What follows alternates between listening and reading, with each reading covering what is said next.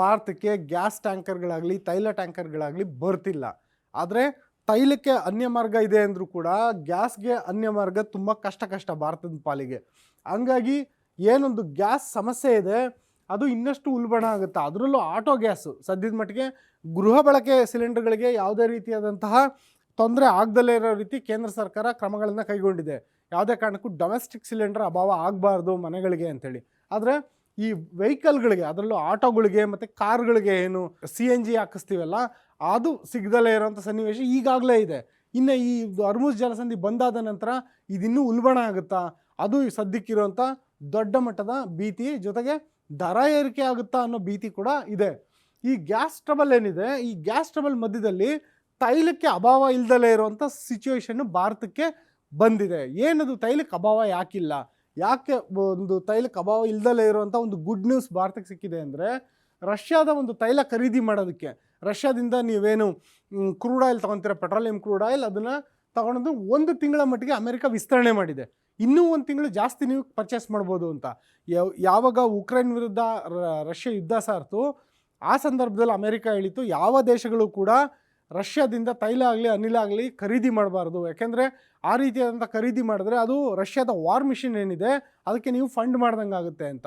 ಆದರೂ ಕೂಡ ಇಡೀ ವಿಶ್ವದ ಮಾತನ್ನು ತಳ್ಳಿ ಹಾಕಿ ಭಾರತ ರಷ್ಯಾದಿಂದ ಕಡಿಮೆ ಬೆಲೆಗೆ ತೈಲ ಖರೀದಿ ಮಾಡ್ತಾ ಇತ್ತು. ಆಗ ಅಮೆರಿಕ ನಿರ್ಬಂಧಗಳನ್ನು ಹೇರಿತು.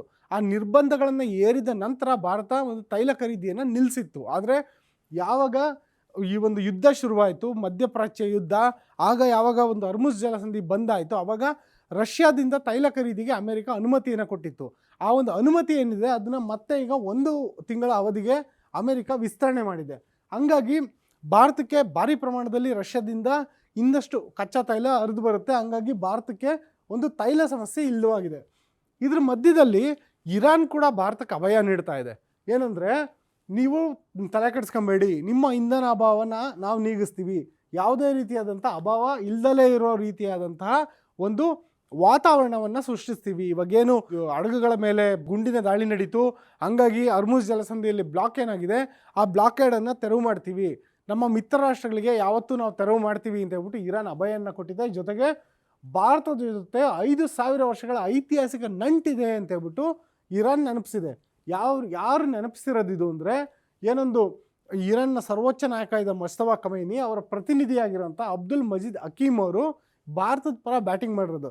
ಇದೇ ಹಕೀಮ್ ಅವರು ಹೇಳಿರೋದು 5000 ವರ್ಷಗಳ ನಂಟಿದೆ ಅಂತ ನೆನಪು ಮಾಡಿರೋದು. ಈ ಸಂದರ್ಭದಲ್ಲಿ ನೆನಪು ಮಾಡೋ ಅಗತ್ಯ ಏನು ಅಂದರೆ, ಭಾರತ ಯಾವಾಗ ತನ್ನ ಆಕ್ಷೇಪವನ್ನು ಹೊರ ಹಾಕ್ತು, ನೀವು ನಮ್ಮ ಹಡಗುಗಳ ಮೇಲೆ ದಾಳಿ ನಡೆಸಿದ್ದೀರಾ ಅಂತ ಹೇಳ್ಬಿಟ್ಟು ಭಾರತ ಅವಾಗ ಹೇಳಿದ್ದು, ನೋ, ನೀವು ಅದಕ್ಕೆ ತಲೆ ಕೆಡಿಸ್ಕೊಬೇಡಿ, ಭಾರತ ಮತ್ತು ಇರಾನ್ ನಡುವಿನ ನಂಟು 5000 ವರ್ಷಗಳಷ್ಟು ಹಳೆಯದು, ಹಂಗಾಗಿ ನಿಮ್ಮ ಮಧ್ಯೆ ಆ ರೀತಿಯಾದಂಥ ಸಮಸ್ಯೆ ಬರೋದಿಲ್ಲ ಅಂತ ಹೇಳ್ಬಿಟ್ಟು ಇರಾನು ಒಂದು ರೀತಿಯಾದಂತಹ ಸಮಾಧಾನವನ್ನು ಭಾರತಕ್ಕೆ ಹೇಳಿದೆ. ಇನ್ನು ಈ 5000 ವರ್ಷಗಳ ಒಂದು ಹಿಸ್ಟ್ರಿ ಏನು ಅಂತ ನೋಡೋದಾದರೆ, ಯಾವಾಗ ಇರಾನ್ ಪರ್ಷಿಯಾ ಆಗಿತ್ತು ಆ ಸಂದರ್ಭದಿಂದ, ಅಂದರೆ ಇರಾನ್ನಲ್ಲಿ ಇಸ್ಲಾಮಿಕ್ ರೆವಲ್ಯೂಷನ್ ಆಗೋದಕ್ಕಿಂತ ಮುನ್ನ ಯಾವಾಗ ಜೊರಾಸ್ಟ್ರಿಯನ್ ಧರ್ಮ ಇತ್ತಲ್ಲ, ಆ ಕಾಲದಿಂದನೂ ಕೂಡ ಭಾರತ ಮತ್ತು ಇರಾನ್ ಮಧ್ಯ ಸಂಪರ್ಕ ಇದ್ದೇ ಇದೆ.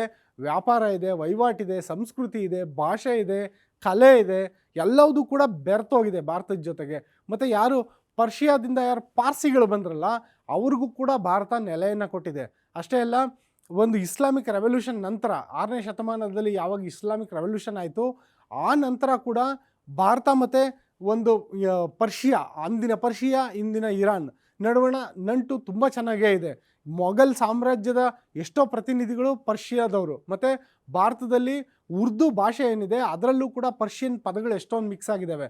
ಮತ್ತು ಮೊಘಲ್ ಸಾಮ್ರಾಜ್ಯದ ಎಷ್ಟೋ ಜನ ಪ್ರತಿನಿಧಿಗಳು ಕೂಡ ಪರ್ಷಿಯನ್ ಭಾಷೆಯನ್ನೇ ಮಾತಾಡ್ತಿದ್ರು. ಹಂಗಾಗಿ ನಿಮ್ಮದು 5000 ವರ್ಷಗಳ ನಂಟಿದೆ, ನೀವು ಈ ಯುದ್ಧದ ಕಾರಣದಿಂದಾಗಿ ತಲೆ ಕೆಡಿಸ್ಕೊಂಡ್ಬೇಡಿ ಅಂತ ಹೇಳ್ಬಿಟ್ಟು ಈ ಒಂದು ಅಭಯವನ್ನು ಇರಾನ್ ಕೊಡ್ತಾ ಇದೆ. ಹಂಗಾಗಿ ಭಾರತಕ್ಕೆ ಸದ್ಯದ ಮಟ್ಟಿಗೆ ಒಂದು ರೀತಿಯಾದಂಥ ರಿಲೀಫ್. ಆದರೆ ಈಗೇನಾಗಿದೆ, ಗುಂಡಿನ ದಾಳಿಯಾಗಿರೋ ಕಾರಣಕ್ಕೆ ಭಾರತದ ಹಡಗುಗಳ ಒಂದು ಓಡಾಟ ನಿಂತೋಗಿದೆಯಲ್ಲ, ಈ ನಿಂತೋಗಿರುವಂಥ ಹಡಗುಗಳಿಗೆ ರಕ್ಷಣೆ ಕೊಡುತ್ತಾ IRGC, Islamic Revolution Guard Corps ಏನಿದೆ, ಅವರ ಒಂದು ಕಣ್ಗಾವಲಿನಲ್ಲಿ ಭಾರತಕ್ಕೆ ಒಂದು ಹರ್ಮುಜ್ ಜಲಸಂಧಿಯಲ್ಲಿ ಸೇಫ್ ಪ್ಯಾಸೇಜ್ ಕೊಡ್ತಾರಾ? ಅದು ಈಗಿರೋಂಥ ಪ್ರಶ್ನೆ. ನಮ್ಮ ಭಾರತದ ವಿದೇಶಾಂಗ ಇಲಾಖೆ ಪ್ರತಿನಿಧಿಗಳು ಮತ್ತು ಇರಾನ್ ಸರ್ಕಾರದ ಜೊತೆಗೆ ಈ ವಿಚಾರವಾಗಿ ಯಾವ ರೀತಿಯಾದಂಥ ಮಾತುಕತೆಗಳು ನಡೆಸ್ತಾರೆ, ಮುಂದಿನ ದಿನಗಳಲ್ಲಿ ಭಾರತದ ಏನು ಹಡಗುಗಳಿದ್ದಾವೆ ಅದು ಸುರಕ್ಷಿತವಾಗಿ ಹರ್ಮುಜ್ ಜಲಸಂಧಿ ದಾಟಿ ಬರೋದಕ್ಕೆ ರಕ್ಷಣೆಯನ್ನು ಇರಾನ್ ಕೊಡುತ್ತೆ. ಯಾಕೆಂದರೆ 5,000 ವರ್ಷಗಳ ಇತಿಹಾಸ ಇದೆ ಅಂತ ನೆನಪಿಸಿದೆ ಅಂದರೆ ಇರಾನ್ ಅಷ್ಟಾದರೂ ಮಾಡಬೇಕಲ್ಲ ತನ್ನ ಮಿತ್ರ ರಾಷ್ಟ್ರಕ್ಕೆ. ಹಂಗಾಗಿ ಭಾರತದ ಈ ಒಂದು ನಿರೀಕ್ಷೆ ಇದೆ. ಈ ಒಂದು ನಿರೀಕ್ಷೆ ಏನಾದ್ರೂ ಸಫಲವಾದರೆ, ಈಡೇರಿದ್ರೆ ಭಾರತಕ್ಕೆ ಮುಂದಿನ ದಿನಗಳಲ್ಲಿ ತೈಲ ಕಂಟಕ ಇರೋದಿಲ್ಲ. ಇದು ಭಾರತಕ್ಕೆ ಇರುವಂಥ ಪಾಸಿಟಿವ್ ಮತ್ತು ನೆಗೆಟಿವ್ ಸೈಡ್ಸ್ ಅಂತ ಹೇಳ್ಬೋದು ವೀಕ್ಷಕರೇ.